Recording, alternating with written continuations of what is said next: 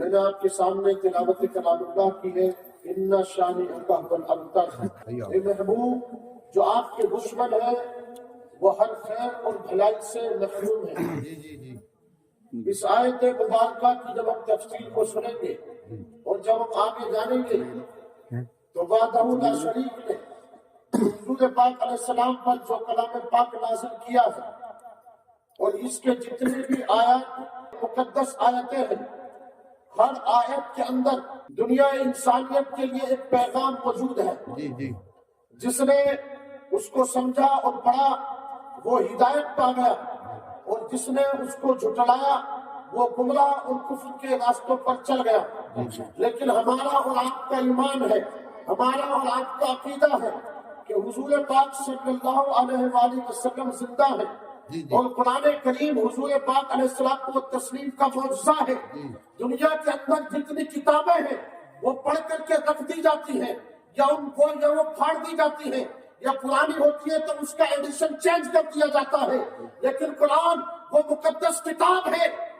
جب سے یہ نازل ہوا ہے اور قیامت تک کے لیے حضور پاک علیہ السلام و تسلیم کا ایسا معجزہ ہے، جب تک لوگ اس کو محبت کے ساتھ حضور پاک علیہ السلام کی عقیدت کے ساتھ اس کو پڑھتے رہیں گے، عمل کرتے رہیں گے، رب تبارک و تعالیٰ ان کو ایمان کی دولت بھی عطا فرمائے گا، اور اگر وہ گناہگار ہے تو ان کے گناہوں کی بخشش کر دی جائے گی، اگر وہ خطاکار ہے تو ان کی خطاؤں کو بھی معاف کر دیا جائے گا۔ قرآن کریم و فرقان حمید وہ مقدس کتاب ہے کہ جس کے پڑھنے اور سننے اور جس کو دیکھنے اور جس کو چوننا بھی عبادت ہے۔ وہ ساتھ لوگ کہتے ہیں کہ ہم قرآن پڑھے ہوئے ہیں، بھئی آپ کو جتنی سورت جتنی آیت آپ کو آتی ہے روزانہ اس کی آپ تکرار کرتے رہو، اسی کی تلاوت کرتے رہو،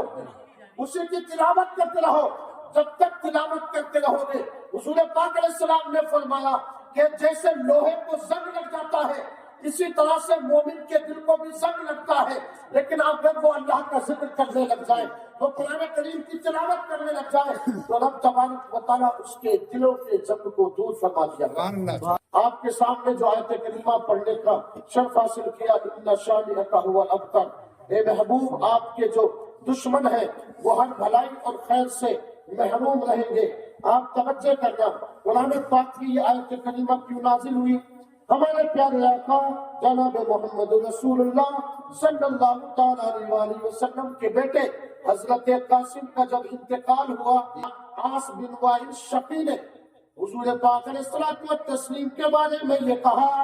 کہ معاذ اللہ محمد کی اولاد ختم ہو گئی، ان کی نسل ختم ہو گئی، ان کا بیٹا اب انتقال کر گیا، اب ان کا دین کون چلائے گا، اب ان کا ذکر کون کرے گا، اب ان کا نام کون لے گا، کیونکہ جس کی اولاد ہی نہیں بچے گی اس کی نسل آگے کیسے چلے گی۔ حضور پاک علیہ الصلوۃ والتسلیم پر کفار نے، حضور کے دشمنوں نے یہ کہا کہ اب محمد نسل بریدہ ہو چکا ہے، محمد کی نسل ختم ہو چکی ہے، اس کا دین اور اس کا ذکر ختم ہو جائے گا۔ ساتھیوں عزیزوں، حضور پاک علیہ الصلوۃ والتسلیم کی بارگاہ میں قرآن پاک کی یہ آیت نازل کی گئی ہے اور فرمایا اے محبوب ان شانئک هو الابتر، اے محبوب جو تم کو نسل بریدہ کہتے ہیں، اے محبوب جو تیرے دشمن ہیں وہ کہتے ہیں کہ اے محمد تیری نسل ختم ہو گئی، تیرا دین اور تیرا چرچا ختم ہو جائے گا، لیکن محبوب میں تجھ تک پیغام پہنچا رہا ہوں، ان شانئک هو الابتر، جو چاہتے ہیں تیرا ذکر ختم ہوگا، تیرا نام ختم ہوگا، ان شانئک هو الابتر، بلکہ محبوب تیرے ہی دشمنوں کا چرچا ختم کر دیا جائے گا، تیری دنیا کی ہر برائی سے محروم کر دیا جائے گا۔ رب تبارک و تعالیٰ انہیں کو نسل بریدہ کہتے ہیں، کیونکہ حضور پاک علیہ السلام کا اعجاز یہ نہیں ہے کہ حضور کی نسل سے حضور کا دین چلے گا، حضور کی نسل سے حضور پاک علیہ الصلوۃ والتسلیم کا ذکر ہوگا۔ حضور پاک علیہ السلام کا اعجاز تو اللہ کے محبوب ہے، سبحان اللہ، حضور علیہ السلام تو اللہ کے محبوب ہے، اور یہ اعجاز کسی اور کو حاصل نہیں ہے۔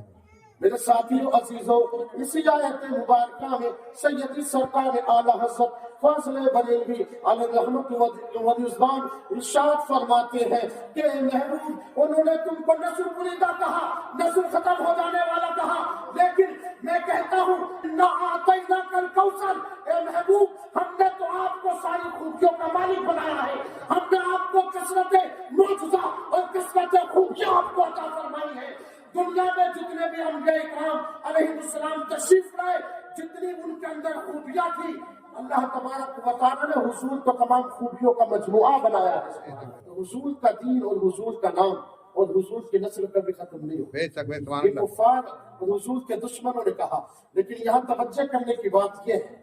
غور کرنے کی بات ہے، قرآن کے کانسیپٹ کو جب ہم سمجھیں گے تو قرآن ہمیں کیا کہہ رہا ہے؟ حضور سے دشمنی گویا کہ اللہ سے دشمنی۔ بھئی اگر آپ کا کوئی دوست ہے، اگر وہ آپ کے دوست کو کسی نے مارا تو آپ لڑنے کے لیے جائیں گے، بچانے کے لیے جائیں گے، لیکن حضور اللہ کے محبوب ہے، حضور جواب نہیں دیتے تھے کہ خدا تبارک و تعالیٰ کلام پاک کی شکل میں جواب دیتا ہے۔ اور میرے ساتھیوں عزیزوں، حضور پاک علیہ الصلوۃ والتسلیم کا ذکر حضور کا اعجاز اس لیے نہیں ہے کہ وہ رسول ہے، کہ نبی ہے۔ اسی آیت کے مبارکہ کے تحت سرکار اعلیٰ حضرت فرماتے ہیں کہ حضور پاک علیہ الصلوۃ والتسلیم کی شان محبوبیت یہ ہے کہ اگر کوئی یہ سمجھے کہ حضور کا منصب اور مقام نبوت اور رسالت کی وجہ سے ہے، حضور کا مقام و منصب نبوت اور رسالت کی وجہ سے نہیں ہے، بلکہ حضور تو اللہ کے محبوب ہے، اور ایسے محبوب ہے دنیا میں جتنے رسول آئے سارے رسولوں کو رسالت کا منصب حضور کے صدقے عطا کیا گیا ہے۔ دنیا میں جتنے نبی دنیا میں تشریف لائے تمام نبیوں کو نبوت کا منصب حضور کے صدقے عطا کیا گیا ہے۔ حضور علیہ الصلوۃ والتسلیم کی شان اور مقام رسالت اور مقام رفعت اور بلندی کا عالم یہ ہے کہ جن کے بارے میں کہا گیا وَرَفَعْنَا لَكَ ذِكْرَكَ، اور حضور کے دشمن کیا چاہتے ہیں کہ حضور کا ذکر مٹ جائے گا۔ اللہ حضرت نے عقیدہ پیش کیا اور کہا اے محبوب تمہارا ذکر، تمہارا نام تو یہ ہے کہ قیامت تک زمین و آسمان کے اطراف میں تیرا نام گونجتا رہے گا، مسجدوں کے محراب و منبر پر تیرے نام کے خطبے پڑھے جاتے رہیں گے۔ اے محبوب تیری شان تو یہ ہوگی کہ دنیا یہ سمجھتی ہے کہ تیرا ذکر ختم ہو جائے گا، لیکن محبوب میں نے تیرے ذکر کو اپنے نام کے ساتھ جوڑ دیا ہے۔ حضور کا مقام رسالت، حضور کی شان محبوبیت اس قدر بلند و بالا ہے۔ جب ابو بکر، حضرت ابو عمر، حضرت عثمان غنی اور حضرت مولا علی اور حضور علیہ السلام کے تمام صحابہ نے حضور کی وہ شان محبوبیت کو پہچان چکے تھے، یہی وجہ تھے کہ حضور اگر مکے سے مدینہ جا رہے تو اپنا گھر بار اور اپنی زمین اور اپنا کاروبار چھوڑ کر مدینہ چلے گئے۔ سبحان اللہ، حضور کے ساتھ صرف اور صرف اپنے باپ دادا کا دین نہیں چھوڑا مکے میں، میرے نبی پاک علیہ السلام کے صحابہ حضور کی شان محبوبیت کو پہچانتے تھے۔ حضور کے نام پر ہم تو صرف چندہ دیتے، وہ بھی مانگنے سے، ہم تو صرف مسجدوں میں اپنے نام پکارنے کے بعد اپنا مال اور پیسہ خرچ کرتے۔ حضور کی محبت کا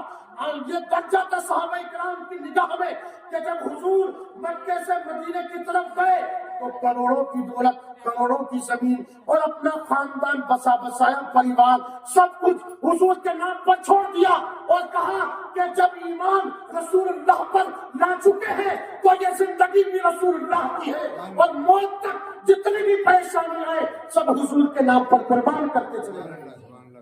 میرے ساتھیوں عزیزوں، بس ہمیں ایسا مسلمان بننا ہے کہ ہم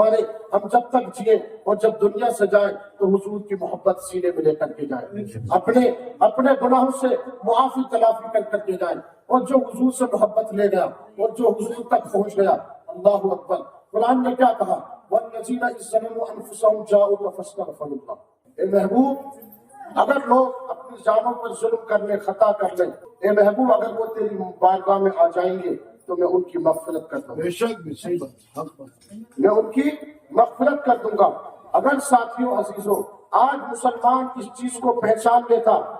جتنے حرام کام اور جتنی بے حیائیاں آج مسلمانوں میں ہو چکی ہے، میں سمجھتا ہوں کسی اور قوم کے اندر، دوسری قومیں اب سدھرنے کی طرف جا رہی ہے، لیکن ہماری قوم اب بگڑتی چلی جائے گی۔ حضور نے اپنی امت کو سر کے بال سے لے کر پاؤں کے ناخن تک زندگی جینے کا سلیقہ سکھایا ہے، لیکن حضور کی امت، حضور پاک علیہ الصلوۃ والتسلیم کی بعض امت کا آج حال یہ ہو چکا ہے کہ انہوں نے حضور کے دین سے اتنی غفلت برت لی کہ کہ نمازوں سے وہ دور، قرآن سے وہ دور، نبی کی سنت سے وہ دور،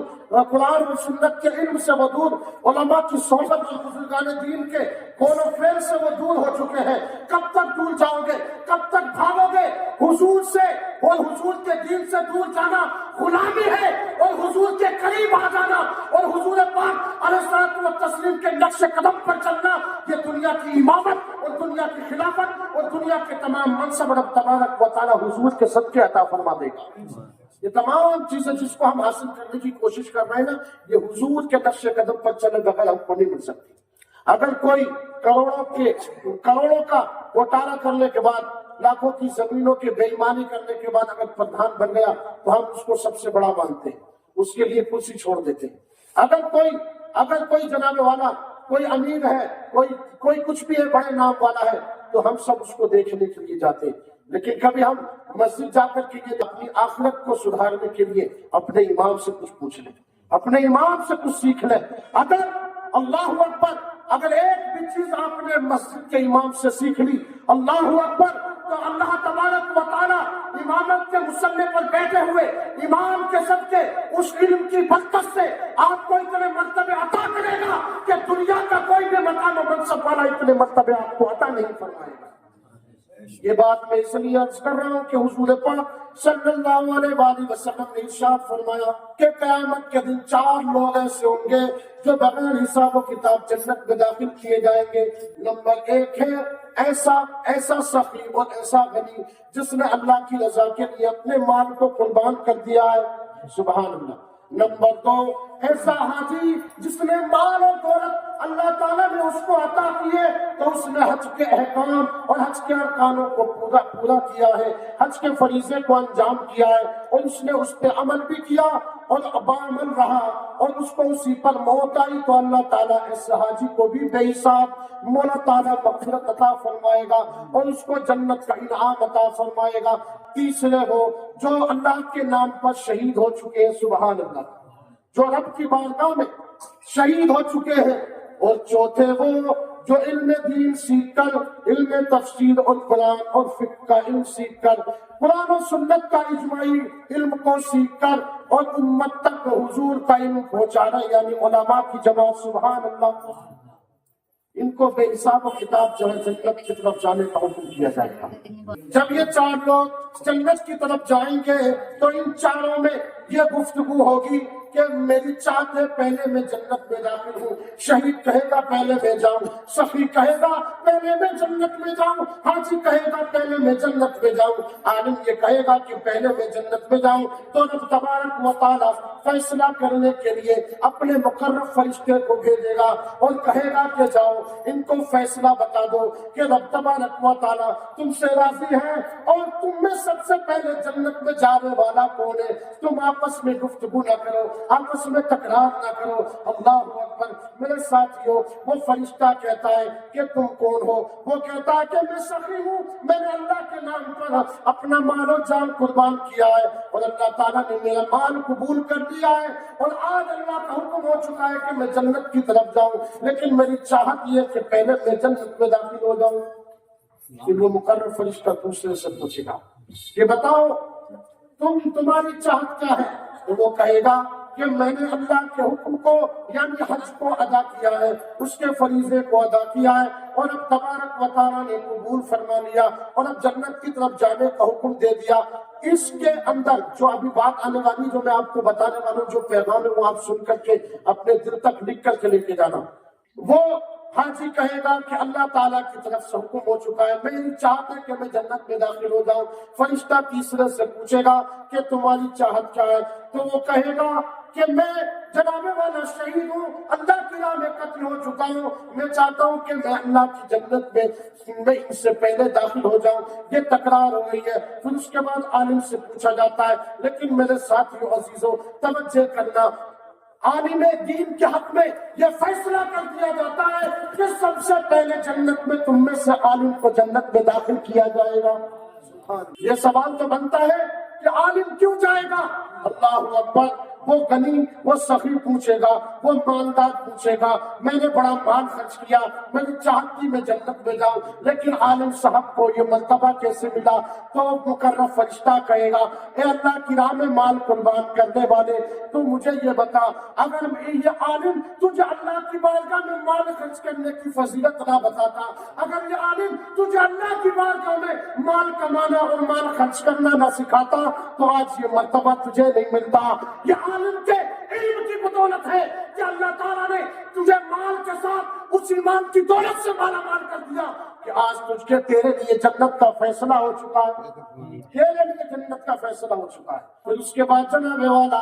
وہ شہید بھی کہے گا کہ میں بھی رب کی بارگاہ میں شہادت کا درجہ پا چکا ہوں، اللہ اکبر، لیکن وہ فرشتہ کہے گا یہ عالم دین ہے کہ نبی کی امت کا وہ باعمل عالم دین ہے کہ تجھ کو شہادت کا مرتبے کی فضیلت کس نے بتائی؟ تو وہ کہے گا کہ جناب مجھے تو عالم دین نہیں بتائی، اور یہ بات حقیقت ہے۔ قیامت کے دن یہ ہمارے معزز علماء دین اکرام میں موجود ہے، قیامت کے دن شہید کی شہادت کا خون اور عالم کے قلم کی سیاہی سے تولا جائے گا، اور اتنا مرتبہ ہوگا عالم کے علم کا کہ عالم کے قلم کی سیاہی شہید کے خون کے درجے میں فضیلت والے گی، اس لیے کہ اس کے قلم نے ہزاروں لاکھوں کو اللہ کے دین اور قرآن و سنت کا وہ پیغام دیا ہے کہ اللہ کے دین پر چلنا امت مسلمہ کے لیے آسان کر دیا۔ آپ دیکھ لیں بریلی کے تاجدار شاہکار علم و فن سرکار اعلیٰ حضرت فاضل بریلوی نے اس صدی میں کیا کام کیا کون نہیں جانتا، ہم تو ان کے قدموں کی دھول بھی نہیں۔ ایسا کام کیا کہ آج دنیا پہچان نہیں ہے۔ پچھلے زمانے میں تو اعتراض کیا تھا کہ بریلی میں ایک فرقہ پیدا ہوا ہے، لیکن اب یقین ہو گیا کہ بزرگوں تک اولیاء اور شہداء تک اگر کوئی مسلک لے جا سکتا ہے تو وہ صرف اور صرف مسلک امام احمد رضا ہے، اس لیے کہ اعلیٰ حضرت نے اپنی ساری زندگی مال اور دولت اور زمین و جائیداد اکٹھی کرنے کے لیے نہیں، بلکہ حضور اعلیٰ حضرت کے خاندان والے تو خود بدایوں شہر کے قاضی ہزاروں بیگھے کے جنگل ان کے پاس تھے، جس کے خاندان میں ہزاروں بیگھے زمین کو ٹھوکر مارتی ہو، ان کے علموں کو ہم کیا پہچانا؟ عاشق رسول فناف رسول ہے سرکار اعلیٰ حضرت کی ذات کہ جنہوں نے حضور پاک علیہ الصلوۃ والتسلیم کی ہر نقش قدم اور ہر قول و فعل کو امت کے سامنے واضح کر دیا ہے۔ میرے بھائیوں، اپنے بچوں کو قرآن و سنت کا علم سکھاؤ، عالم کے پاس روزانہ ایک ایک حدیث سنو، ایک ایک بات پوچھو۔ لیکن آج ہمارے یہاں جناب والا مسجدوں کا حال اتنا خراب ہے کہ اگر عالم کوئی حدیث بتا رہا ہے، کوئی بات بتا رہا ہے، تو کوئی بھی بڈھا آدمی جسے کوئی کام نہیں بچا ہے، بیٹے کی شادی کر دی، بیٹی کی شادی کر دی ہے، اسے کوئی کام تو بچا ہی نہیں ہے، اب صرف مسجد میں جا کے خرافاتیں کرنا باقی رہ گئی۔ آج ہمارا یہ حال ہو چکا ہے، یہ حال ہو چکا ہے کہ اگر عالم اور مولانا کوئی حدیث بتانے یا سکھانے بچے کو پڑھانے کی کوشش یا سختی کر رہا ہے تو لوگ اکٹھا ہو کر کہہ رہے ہیں کہ مولانا تم کو کیا ضرورت ہے، تم کو کیا ضرورت ہے؟ اللہ اکبر! جو قوم امام کے ساتھ کھڑے ہو کے گردنیں کٹاتی تھی، آج اس قوم کا حال یہ ہے اگر امام ناچنے گانے سے منع کرے تو وہ قوم امام کو ہی ہٹا دیتی ہے۔ جس قوم کا عالم یہ تھا کہ حضور کی سنت کے لیے روڑوں پر کھڑے ہو جاتے تھے، حضور کی سنت کے لیے میدان میں اڑ جاتے تھے، آج اس قوم کا حال یہ ہے کہ اگر قوم کا امام یہ کہہ دے کہ شادی میں کھڑے ہو کر کے کھانا مت کھلاؤ تو آج قوم ماننے کے لیے تیار نہیں ہے۔ اللہ اکبر! کیا بخشش ایسے مل جائے گی؟ بغیر عالم کے صحبت کے بغیر بخشش مل جائے گی؟ ارے تم حضور کا کلمہ پڑھتے ہو، عشق کا دعویٰ کرتے ہو، ابھی تو تم نے حضور کی ایک سنت پہ بھی عمل نہیں کیا ہے۔ صحابہ کرام رضوان اللہ تعالیٰ علیہم اجمعین کا سنت پر عمل کرنے کا ایسا طریقہ تھا کہ جب تک وہ سنت کو سیکھ کر اس پر مکمل عمل نہیں کرتے تھے جب تک کہ دوسروں تک پہنچا دیا نہیں، جب تک اس کے بعد وہ دوسروں کو پہنچایا کرتے تھے۔ آج مسلمان قوم کا حال آپ دیکھیں کتنا خراب ہو چکا ہے۔ آج ہم ہر فیلڈ میں آج ہم پیچھے ہوتے چلے جا رہے ہیں، پیچھے نہیں ہے، یہ تو علماء کے سایہ ہے۔ ان 3 صدیوں کے اندر جو علماء کی محنت اور کاوشوں کے نتیجے آج دین مسجدوں اور درسگاہوں میں موجود ہے تو ان علماء کی وجہ سے موجود ہے، ورنہ ہماری ریاستیں ختم، ہماری حکومتیں ختم، ہماری تجارتیں ختم، ہمارا دنیا میں سوشل بائیکاٹ، ہمارا اکنامک بائیکاٹ، ہمارا ہر چیز کا بائیکاٹ دنیا کے اندر ہو رہا ہے، لیکن اللہ اکبر، جو مسلح پہ جو امام کھڑا ہوا ہے، جس کو تم کمزور سمجھ رہے ہو، جو مسلح پہ تمہیں دین کی بات بتا رہا ہے، جس کو تم غریب سمجھ رہے ہو، اللہ اکبر، یہ حضور کے دین کا وہ ستون ہے، اس کے بغیر اور اس کے پیچھے چلے بغیر دنیا کی کوئی قوم تم کو ترقی دیکھتے ہوئے نہیں دیکھ سکتی۔ اگر تم کو ترقی کرنا ہے تو اماموں اور عالموں کے پیچھے ضرور چلنا پڑے گا، اس کے بغیر کوئی چارہ نہیں۔ آپ یہ سوچو کہ ہمارے لیے تو جناب کوئی ولی آئے گا تبھی ہم بات مانیں گے۔ اگر امام کی ایک 4 رکعت سنت چھوٹ گئی تو کہہ رہے ہیں تمہاری سنت کیوں چھوٹی، جیسے کہ یہ حساب کتاب نہیں ہے سنت کا۔ ارے بھائی امام سے اگر سنت چھوٹ گئی، غیر موقعہ چھوٹ گئی، موقعہ چھوٹ گئی، وہ عادتاً نہیں چھوڑتا تو اس پر کوئی گناہ نہیں ہے، تو پھر تم حساب لگے کرو۔ جب شریعت نے اس کو اتنا فورس نہیں کیا تو مسجد کے یہ حاجی صاحب، یہ ملا جی صاحب، یہ جناب والے اتنا فورس کیوں کر رہے ہیں؟ اس لیے کر رہے ہیں کیا ان کے دلوں میں اللہ کا خوف نہیں ہے؟ یہ صرف اور صرف مسجد میں جائیں گے تو صرف اور صرف ان کا کام رہ گیا خلافت کرنا، بیٹے کی شادی کر دی، گھر بار سب کام چنگا ہو گیا، اب یہ سوچ رہے ہیں ہم ہیں پردھان، ہماری مسجد میں چلے گی، اب کسی کی نہیں چلے گی۔ میں یہ بات اس لیے بتا رہا ہوں کہ دل میں اللہ کا خوف پیدا کرو، دل میں اللہ کا خوف پیدا کرو۔ اگر آپ کے دل میں اللہ کا خوف ہے نا تو سمجھ لو ابھی آپ کے دل میں ایمان کا درجہ باقی ہے، اور اگر خوف خدا آپ کے دل میں نہیں ہے یا میرے دل میں نہیں ہے، بھلے کون مولانا ہو، اگر خوف خدا اس کے دل میں نہیں ہے تو اللہ اکبر وہ ایمان کی حرارت کو پا نہیں سکتا۔ ایمان کی حرارت کو بغیر خوف خدا کہ کوئی عالم ہو، حاجی ہو، نمازی ہو، قاضی ہو، کوئی بھی ہو، جس کے دل میں خوف خدا ہے سمجھ لو اس کے دل میں ایمان کی حرارت باقی ہے، اور جس کے دل میں خوف خدا نہیں ہے، چاہے وہ عالم ہے، چاہے وہ نمازی ہے، چاہے وہ حاجی ہے، اگر اس کے دل میں خوف خدا نہیں ہے نا تو سمجھ لو کہ ابھی وہ ایمان کی حرارت میں مکمل نہیں ہوا، چاہے میں ہوں چاہے کوئی بھی ہو۔ جب بات آئے گی دین و اسلام کے اجماعی طریقے کی تو اس میں پکڑ میری اور آپ کی سب کی ہوگی۔ ضرورت اس بات کی ہے کہ ہمیں جب وہ موقع ملے گناہوں پر، خطاؤں پر نادم ہو کے شرمندہ کر لے، نہ جانے کون سا دن، نہ جانے کون سی شام ہماری آخری ہو، اللہ اکبر، اگر وہ دن وہ رات وہ شام اگر آپ نے اپنے گناہوں سے توبہ کر لی اور آپ کو موت آ گئی تو انشاءاللہ تعالیٰ آپ سمجھ لو زندگی گزارنے میں کامیاب ہو گئے، آپ میں اور آپ زندگی گزارنے میں کامیاب ہو گئے۔ بس ضرورت اس بات کی ہے کہ اللہ تعالیٰ مجھے اور آپ کو خوب عمل کرنے کی اور زیادہ سے زیادہ نیکیاں اکٹھی کرنے کی توفیق عطا فرمائے۔